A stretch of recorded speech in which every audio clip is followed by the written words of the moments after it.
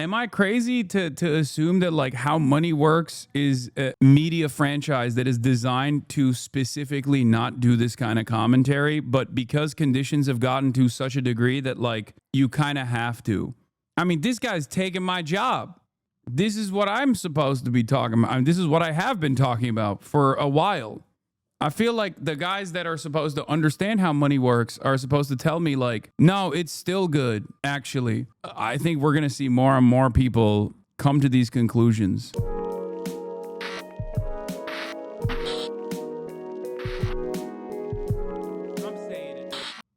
What is this? Why you don't matter anymore? How money works? The U.S. shocked economists with a report that contained results they were not really expecting.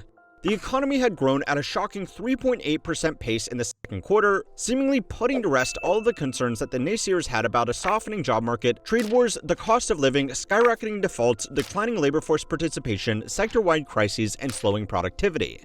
Sounds great, right? Well, as you might have already guessed, there is a lot to unpack from these numbers. GDP isn't a flawless measure, even in normal times, and I'm sure you have probably noticed there is a lot going on at the moment. But if you do what nobody else wants to do and actually read the data behind these figures, it tells three very interesting stories that challenges a lot of assumptions that we have about how our economy should work. This goes well beyond just simply growing inequality. That's not exactly shocking news anymore. But if you are looking for a sign of just how healthy and balanced the current market is, a new report has revealed that there are now more private equity firms in America than there are McDonald's. And the reason is very simple. If all of these numbers needed a headline, it would probably be, "You don't matter anymore." Economically speaking, of course. GDP report showing that the U.S. economy expanded at 3.8%, surpassing the forecast growth of 3.3%. 36% of consumers say they've had trouble paying in just the last week. Dude, you don't understand. Things are great, dude. Things are awesome. You're so silly. You're so dumb. The economy is expanding.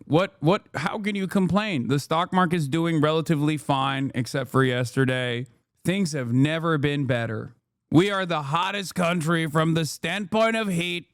We are the hottest country. We are winning. We're winning so hard. So that is up 25% compared to the same time period a year ago. So you have to go to your landlord. Yeah, I did. I assume, did you see the report that said if you don't count data centers, the GDP only rose by 0.1% in the first half of this year? I did see that report, and I suspect this is actually going to talk about that exact report. 99.9% of GDP growth this year has come from data centers and AI. We're so cooked. GDP in and of itself is already not a reliable metric to understand the health of the overall economy. I say this all the time, and people yell at me and say, oh, dude, here we go. Socialist doesn't understand economics. It's like, I think we're human beings. We're not widgets. We're human beings, okay? Not to get too philosophical here, but I think the health of the overall economy and the way that people actually experience it is very different than the GDP. Is very different than the stock market. The stock market is not a healthy measure of how the economy is being experienced by the average person. The greatest example that I always love using, not the dog shit one. The dog shit one is for the GDP. Remember, two economists walking into the forest and eating dog shit. That's a GDP analogy. But the greatest example I always use is if you look at stock performance, for example, in the aftermath of a merger, what happens? Mass layoffs. Mass layoffs happen after a company merges with another one, okay? Mass layoffs mean a ton of people losing their jobs. And yet, the stock performance of the company is great. They have now eliminated redundancy. The elimination of redundancies looks great on your stock portfolio, but it actually means tens of thousands of people have lost their jobs. So how can you tell me that the stock market is a valid barometer for how people experience the world? It is one of the most insane ways that we have deluded ourselves into thinking about how things should be. It's base-boosted capitalism that robs the humanity of every single individual. Oh, it makes no sense. And say, I don't know how I'm going to pay you. I've never had to do that. Trillions of dollars are pouring into the United States for investment purposes. The U.S. economy grew faster than expected between April and June. So yeah, that wasn't a typo. There are now 19,000 private equity funds in the US and only 14,000 McDonald's locations. The statistic was originally high. Chinese GDP. I make a product. I sell a product for $100. I have now added $100 to the GDP. American GDP. I make a product for $100. I sell the rights of the product for $100. I purchase graphic card usage rights back from them for $100. I have now added $300 to the GDP. Now, this is to talk about like the little bubble, the AI bubble. Okay, this is a way to explain the AI bubble. But I think it's far worse when you think about healthcare. I always go back to healthcare because it's like one of the most obvious points of pain for the average American, okay? Because the entirety of the private healthcare system is just a bloated middleman with no interest in actually keeping costs low at all. It does not need to exist. It's just fake. It's fake. We built it, we designed it just so a middleman can make money. And it's not even like all the workers in that middleman sector that are making money. It's the owners that are making money. It's just completely made up. Yeah, Americans like to say tofu construction, tofu dreg construction when talking about China. We have a tofu economy. We have the tofu dreg economy, okay?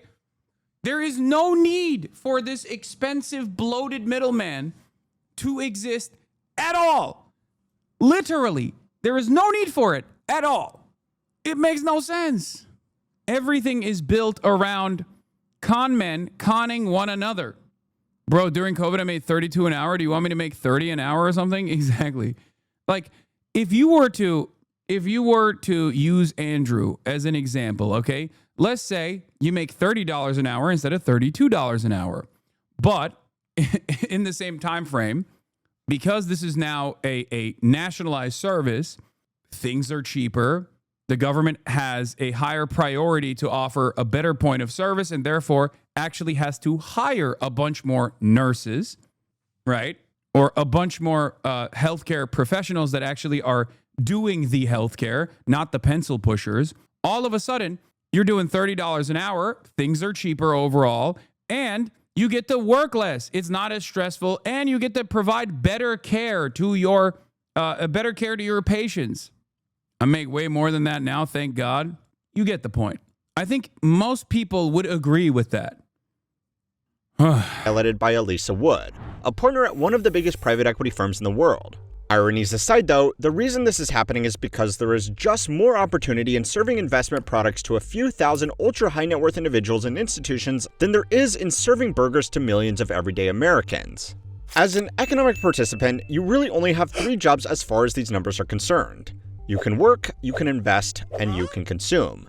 So do keep this in mind as we jump into the numbers because there are really 3 big problems with a lot of our assumptions. The first problem is what this impressive economic growth figure is actually based on.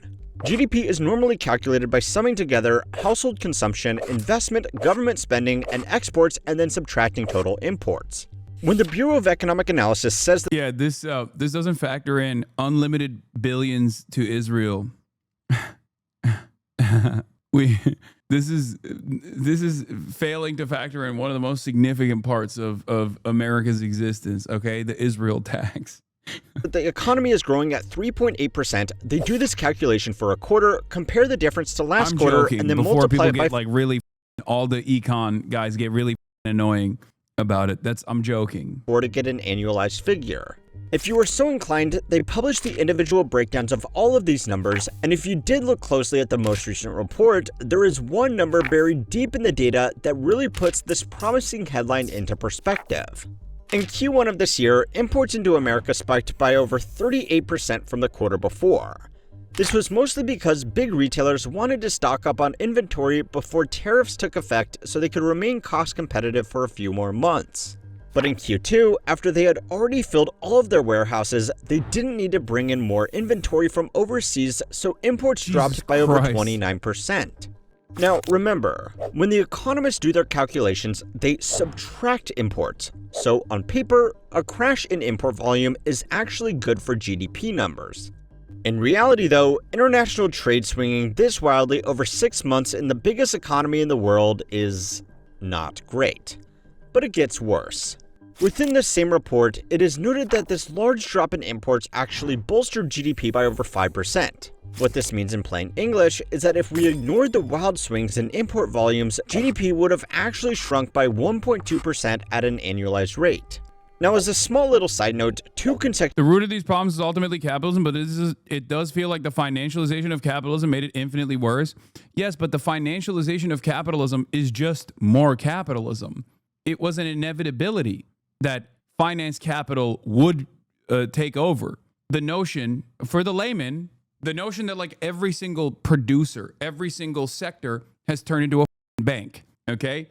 Boeing used to make planes, okay? Maybe spacecraft, shit like that. And you would look at the fundamentals, right? You would look at how many planes they were making, what the cost of that was, with the wages and everything else, with the materials, goods, whatever. And then you would look to the performance of Boeing as opposed to like other international competitors and whatnot. And that's how you analyze what the valuation of Boeing is. Obviously, there's a lot of other factors involved in this as well. I'm not getting into everything. Okay. I'm looking at the super reductive.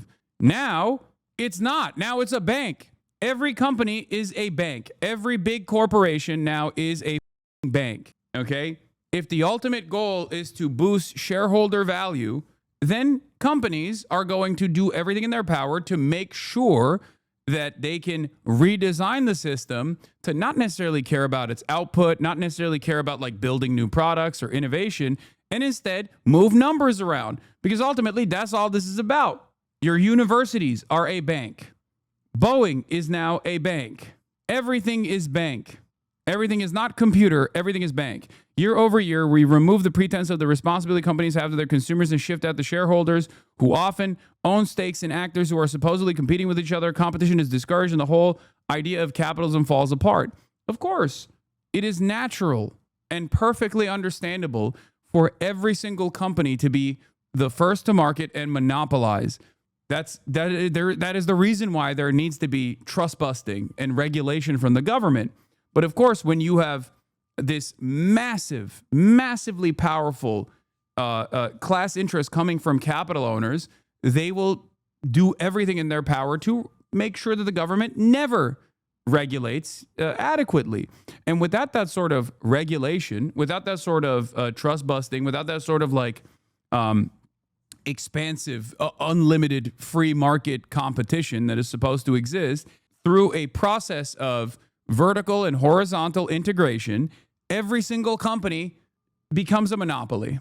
Every single company tries to at least become a monopoly. That's it. You have sectors that have a natural proclivity towards becoming a monopoly because it's like unimaginably costly to enter that market. You know, there are plenty of sectors like that for sure, which I think should be nationalized already. Airlines a good example of this as well. Like without heavy regulation and heavy intervention from the state, these companies are always going to become a monopoly. They do not want competition. Nobody wants competition. It is the greatest lie that capital owners have ever told the average layman, the average everyday working man. The notion that they want competition, the notion that capitalism fosters competition and therefore innovation. They do not. They never wanted competition. They would always use that as a counter example to be like, well, if the state actually interferes in the competition in the competitive process, which is neoliberalism, okay? Because the state does actually interfere in competition at the behest of private enterprise all the fucking time. But ultimately, every single company just wants to be a monopoly because at that point, they can just slowly but surely make the services shittier and also up the prices. You are here now. You are experiencing that right now. That's why things get shittier and shittier year over year. The products that you consume are improved a little bit. Okay? Am I effing again? Jesus Christ, dude. What a spectacular time for me to talk about enshittification and monopolies.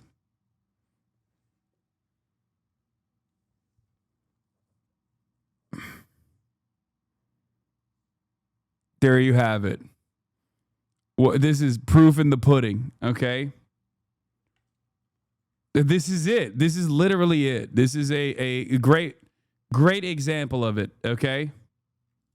Quarters of negative GDP growth. I'm sure the comments section can tell you what that's an indication of. Now, you might think a little glitch in the reporting process still shouldn't have this much of an impact on the performance of the entire economy, right? And you would be absolutely correct. Over 2/3 of the American economy depends on just this part here. Personal consumption now accounts for 68% of all of our economic activity, well above most other advanced economies, which is clearly not ideal, but it has given us two pieces of false confidence. The first is that since so much of the economy relies on consumer spending, we can't let those consumers fall too far, or else there will be nobody left to sell stuff to, right? Wrong. I have mentioned this statistic before, but for those who haven't heard it, 50% of all consumer spending is now done by just the top 10% of households. Now, that's a scary statistic by itself, but what it doesn't mention is that the bottom 60% of households now collectively account for less than 20% of the spending, and a growing share of that is being supported by risky consumer debt. The companies that have been performing best over the last 5 years have been in industries catering to wealthy consumers or to investor hype. Ferrari is now worth twice as much as Honda, and even Walmart is changing its business model to cater to more upmarket shoppers. More than 200 million people could drastically cut their spending tomorrow, and the total drop in economic activity could be covered over by increased spending on things like AI. In fact, it's kind of already happening.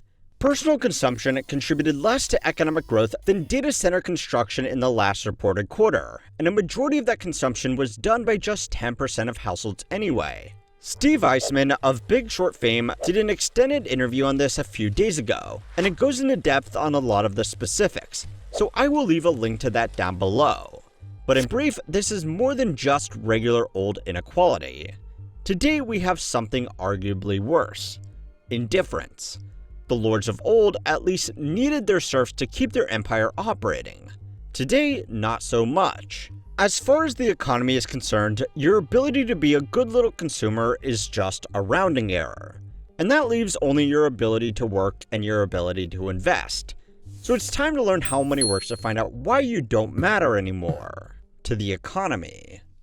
This week's video is sponsored by Gamma, the tool that's changing the way people build presentations and content. If you haven't used it yet, Gamma makes it effortless to turn ideas into clean, professional decks without touching PowerPoint or Google Slides. Over 50 million people use it. It's basically the go-to workspace for modern presentations. They've just launched Gamma Agent, your built-in co-pilot that helps you work smarter, not just faster. Agent doesn't just— I like that this is a video about why nothing matters anymore and everything is fake and how you don't matter to the economy. And it literally has a AI PowerPoint generator ad in it. Format slides. It researches, rewrites, and even fact checks your content automatically. It can pull competitor insights right inside your deck or summarize a full article into polished slides in seconds. I tried it on one of my own decks, dropped in a URL, and within seconds it summarized the article into slides with citations already linked. I didn't have to open a single tab. It even suggested counterpoints to strengthen my argument, which saved me a ton of time prepping for a client pitch. It can also personalize a presentation for different audiences or reframe your tone, from casual to executive ready instantly. It's like having an editor, researcher, and designer built into one tool. You can try Gamma and see what Agent can do for your workflow using the link in the description. One important detail about your relationship with the economy is that, yeah, sure, your success might not mean that much to the economy anymore, but the success of the economy— Thank you, Bad Guy Riri, for the 5 gifted subs. Hype Train Level 2, Piker Broadcasting Services, sponsored by you, the viewers, for you, the viewers. This is an ad-free broadcast unless we are doing an ethical react to a video such as this one, at which point I will obviously let his ad run through, considering that we're consuming his content and his labor here. But outside of that, you will never see an ad on the Piker Broadcasting Service unless I get a sponsorship opportunity from a video game company. Xylax with 100 gifted subs. God damn. Maybe all the YouTubers should create a bubble where they all sponsor each other in a circle to create infinite money. Open presents with a 25 big bones. God damn. Selectively mute. Thank you for the 5 gifted as well. also doesn't mean that much to you anymore. Over the last 40 years, personal productivity has doubled, even accounting for inflation. That means the average American is now producing twice as much as they were 40 years ago.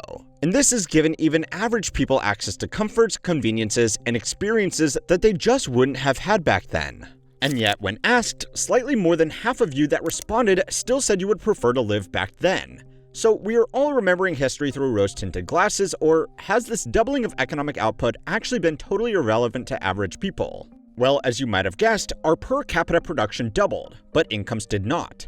Adjusted for inflation, median wages have increased by just 20% over the last 40 years, which is not great, but it's still not nothing. The median isn't skewed by the uber-rich like the average is, and that's 20% after inflation, so we should theoretically be 20% better off. And we are, but only in areas that don't really matter. Travel, technology, on-demand services, clothing, furnishes, and even food are all much more accessible today than they were back then, by a pretty wide margin. However, more essential items like housing, education, and healthcare have become far more expensive. So while you can, in theory, buy more stuff today with a perfectly middle-of-the-road income, it's not exactly the stuff that you need to build a comfortable life. The things that we wanted became cheaper, but the things that we needed fell out of reach. Which means, for a lot of people, their strongest tangible connection to economic prosperity is the car they are paying off over the next 84 months. But there is one much bigger factor which is a lot harder to capture with these numbers, and it's how people have earned that money. Your consumption may not matter to the overall economy, but the overall economy hasn't made it easy to consume the things you want. But something that has lost its relevance even faster is the work we are doing. 40 years ago, most jobs garnered far more respect from both employers and employees. Most workers in skilled... Going to live in a fort made out of cheap TVs? Yeah. I mean, that's it. If you want shelter, just buy a bunch of televisions, okay? And then make a little baby fort for yourself. You can even turn the TV into a mattress if you want. This way we'll all have shelter. Okay? Just treats. A bunch of different electrical equipment that you can purchase from China for as long as you can, for the record, because that's probably also going to go away the way things are heading with this tariff war. So get it while you can. Where do I put them? I'm saying you buy enough TVs so you can build a house out of TVs. Or semi-skilled professions stayed with their employers for a long time, and laying off staff or getting fired was a massive deal. Today, losing your job at some point is the expectation. A lot of young workers treat it almost like a joke to make content out of, although this could be some kind of brain rot coping mechanism that I don't fully understand. Anyway, modern technologies have made a lot of jobs far more productive, but they have also made them far more user-friendly. As an example, a few decades ago, most large offices would have a small army of semi-skilled secretaries to put together presentations and information for reports. Something like making a graph in the prescribed corporate style would take a lot of time, but also— Oh my God. This chatter just cracked the code. Las Vegas Sphere literally was made with TVs. Oh my God. The Las Vegas Sphere is unironically shelter made out of televisions when you think about it. Mike Moon, 22, thank you for the 10 gifted subs. And Iris Unknown, thank you for the 5 gifted. And Lizog, thank you for the 10. Delgado 305, thank you for the 5. And Chiron SCT, thank you for the 5 gifted. Take me down to the Roku City where the glass is pink and the TV's made cheaply. To take some level of training to learn. Today, the company can just have an Excel template, and as long as someone can copy and paste 2 rows of data, they can do what used to be hours of work. Bank managers used to be highly respected professionals with a deep understanding of business finances, their local economy, and their extensive list of clients. Replacing one of these guys could take a full year of direct mentoring. Today, bank managers are glorified loan salesmen because credit reports and extensive electronic databases have taken the skill out of their jobs.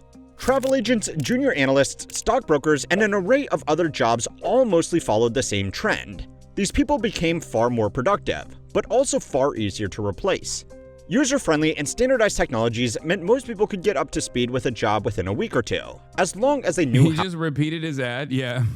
He's like, why is the economy seemingly crashing for the average person? right after doing an AI ad talking about like how productivity can skyrocket and displace the pre-existing labor force. Like he literally said in the ad, with this AI tool, you no longer have the need to have like a researcher or a graphics design person or anything like that.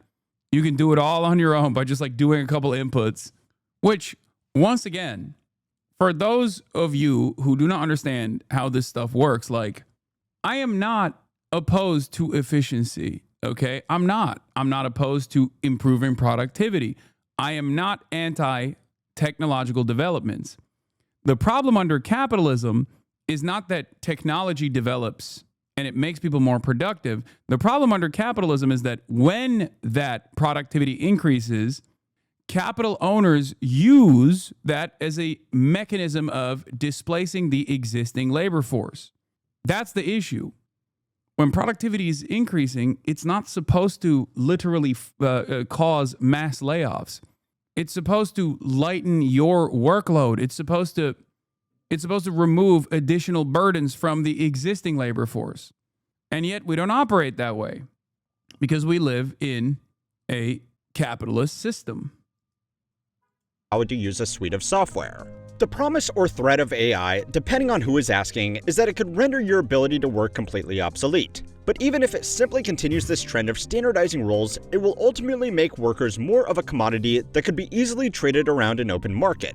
Again, this raises the argument that if nobody can find a job anymore, then there will be nobody left to buy all of the stuff that companies are making. What did you just do? I peeked to see my mom just drove up, and I wanted to see if she was coming in. This is simply not true. Profit-motivated companies aren't going to hand over their valuable resources for nothing in return. For normal people, what they typically exchange for those goods and services is the hours in their day through something like a job, a contract, or maybe even working in their own business. But if these working hours are no longer valued by the market, then over time, companies are just going to start selling their products to people who can get their money through their investments, kind of like what is happening right now. In some tragic irony, this trend has gone so far that even multimillionaires are being pushed out of coveted goods and services by billionaires with more purchasing power. I appreciate that because people don't think about the millionaires, right? Like we get lumped in with the billionaires, but the millionaires really have it rough. Why are you guys saying F you? Alright, so your consumption and your labor might not matter to the economy, but what about your ability to invest? It sounds like things are pretty sweet for those guys, right? Well, yes, except for the fact that investments into productive capital, like all of the technology that's making you really easy to replace, is even more consolidated than consumption and income. It's crazy because, like, am I crazy to assume that, like, how money works is an entire, like, media franchise that is designed to specifically not do this kind of commentary, but because conditions have gotten to such a degree that, like, you kind of have to. Because, like, this literally is, I mean, this guy's taking my job. This is what I'm supposed to be talking about. I mean, this is what I have been talking about for a while. I feel like the guys that are supposed to understand how money works are supposed to tell me, like, no, it's still good, actually. There's a funny video about how the millionaires who live in the Hamptons are actually getting priced out by the billionaires. Yeah. This guy doesn't like the finance industry. He used to work there. No, this guy's always had a lefty perspective. I think he used to work in private equity. Okay, maybe I'm misunderstanding. Maybe this guy always was this way. I think I'm mistaking this for like isn't this like NPR? Like NPR's doesn't NPR have like a branch similar to this? I mean, I don't suspect he's a Marxist. Maybe I'm thinking of like Economics Explained or something. Yeah. Or Market Watch. There's a bunch of different versions of this kind of like explaining how the markets work that are to varying degrees pumping neoliberal content. This is not one of those channels, very obviously. The Australian economics YouTuber Economics Explained is a neoliberal and is funded by private equity. Yeah, I'm thinking of a bunch of different ones that exist. But I mean, ultimately, I think we're going to see more and more people come to these conclusions. Increased high-interest consumer debt also makes a lot of investing done by everybody else counterproductive.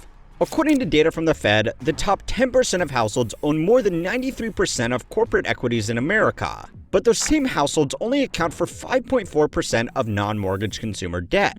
It's great that more people are getting into the market, but if you are paying off a 20% APR car loan and putting $500 a month into Robinhood, you are not an investor. You are just really bad at allocating capital. Now, what all of this means is that most economic participants don't really participate in their own economy. In the past, when average people struggled, the economy struggled, and wealthy people riding on that economy struggled too. Today, we could very well be in a situation where the majority make up such an insignificant share of market activity that even severe problems for them can be effectively drowned out by the party being had by a very small handful of people. Now, as far as social cohesion is concerned, this isn't great. But for the economy, it gets worse. We could see a situation where unemployment rises dramatically, but the economy continues to grow, because all of those laid-off people didn't contribute much to overall consumption or investment. In that case, taking action like lowering interest rates or giving out stimulus to help the unemployed... I mean, that's literally the case right now. The top 1% of wealth in this country, top 10% of wealth in this country, I think, have like more than 50% of the... No, top 1% of wealth have 50% of all of the consumption in this country right now. Is it 1% or 10%? No, the top 10% of wealth own 90% of the stock market. But I think with overall consumption, I think it's literally, I think it's also, the top 10% of wealth in this country are responsible for 50% of all of the purchases being made in this country. 50% of all the consumption. That's insane. That means that you can really continue the enshittification of everything and only focus on the top 10% of wealth with your goods and services, while 90% of the country is increasingly poorer and poorer, losing their jobs, and that dynamic will shift. So then 90% of the country is then at a servile state to the top 10% of wealth. We're already kind of seeing that with like Uber and the gigification of like other sectors, the gig economy in its entirety, where people are barely making ends meet, having to work multiple jobs, having to work long shifts. It's like it's a digital peasantry, a digital serfdom. And with increasing, with technological innovation in the surveillance side, and technological innovation in like controlling the way people feel about everything, with mass surveillance and also complete social media control in the hands of selected couple different billionaires, you can try to keep people at bay and make them focus on one another, make them focus on different villains. You are here right now. That is where we're at currently. As shit gets worse for the bottom 90%, which is every single person here, pretty much every single person in this chat, with the exception of someone like myself, okay? When your conditions get worse and worse, and the angrier you get, the more resentful you get, you tune into social media, you tune into media. The media is like telling you, yeah, shit's really f***ed up. It's actually because of this or that. Shit's really f***ed up. It's actually because immigrants. Shit's really f***ed up because trans people exist. You should have Giannis Varoufakis on again to talk about these trends in the economy. I think that could be great to help people understand it from a left perspective. Yeah, things are really up because the radical left has created too much communism in this country. That's what this is. That's why you should be angry at the radical left. You should be angry at the Antifa. You should be angry at trans people. You should be angry at migrants. You should be angry at the Democrats that are also representing the radical left. Would risk further inflating already overinflated asset markets that didn't feel the pain to begin with, which would only make this problem even worse. Even the Fed essentially admitted that it was increasingly hard to enact policy that would help ordinary workers without helping out wealthy asset owners even more. But it gets worse. Average people might not have that much skin in the stock market game, but the 10% that are doing all of the spending do. The reason they are spending so much in keeping entire industries alive is because they feel wealthy thanks to their booming portfolios. If these asset markets falter, there is not going to be much left to prop everything up, and to use a technical term, we are going to be absolutely f***ed.